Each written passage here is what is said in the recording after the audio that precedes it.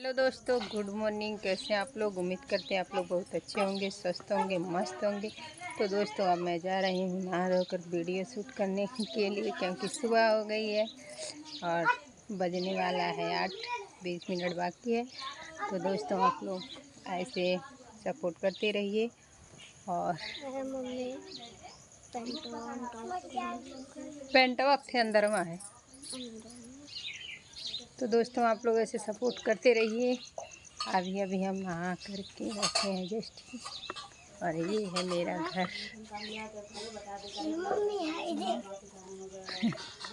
क्या देखी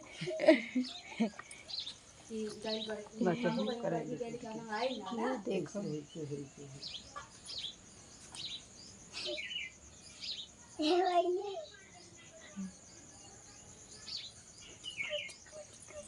तो दोस्तों हम लोग जा रहे हैं वीडियो शूट करने के लिए।